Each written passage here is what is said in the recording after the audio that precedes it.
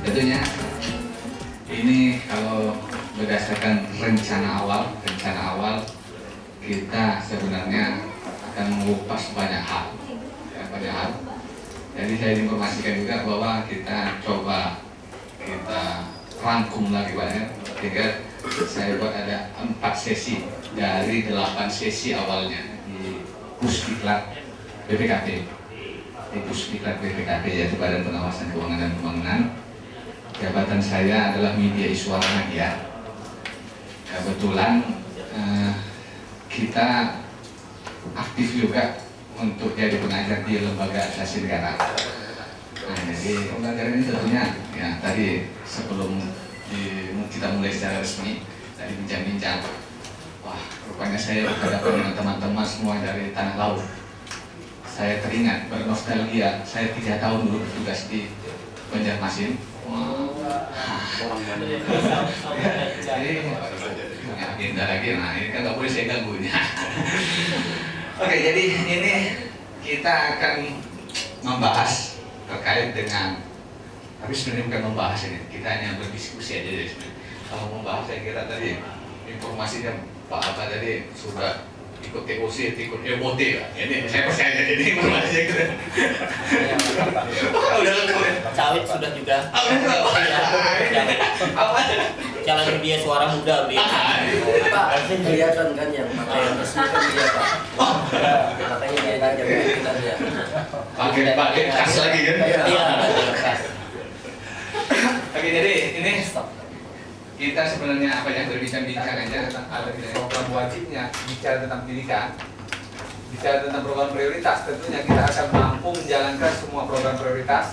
Ini dituntut berarti aparatur sipil negara ini harus bisa mengadopsi apa sebenarnya keinginan oleh stakeholders dan bagaimana menjalankan ini semua. Tentunya yang paling dituntut itu adalah kita harus bisa melakukan reformasi birokrasi itu dulu yang pertama.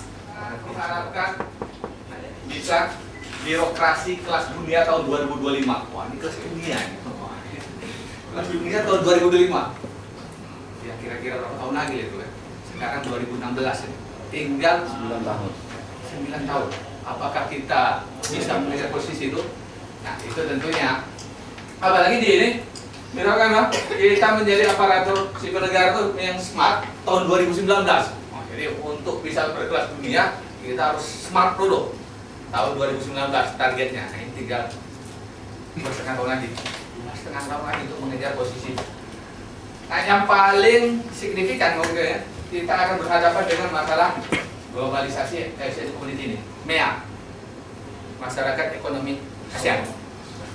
Nah, jadi kita akan lihat bahwa harapan kita akan mengarah pada birokrasi kelas dunia. Siapa yang menjaga birokrasi? Ya, seperti adalah aparatur sipil negara.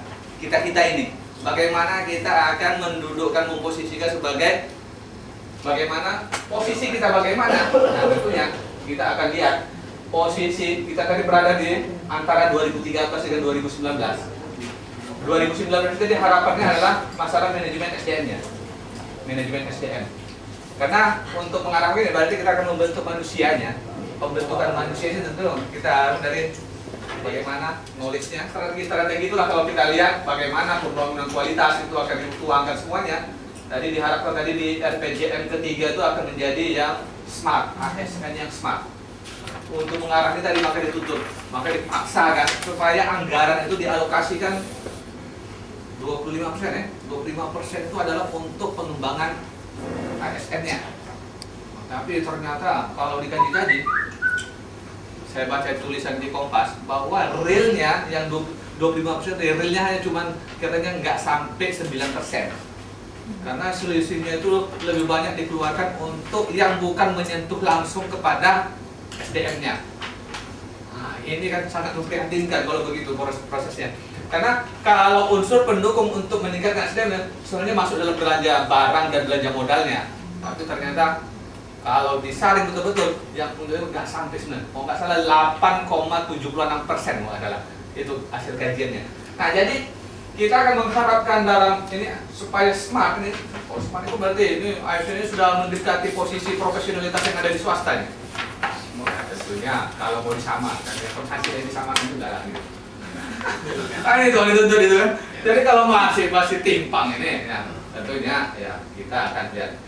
Nah itu diharapkan tadi sampai tahun 2005 tadi targetnya adalah bahwa birokrasi itu akan berkelas dunia. Maka tadi di sini menjadi human capital ya. Jadi manusia itu menjadikan aset di mana menjadi sumber daya yang paling diharapkan di dalam proses pengembangannya.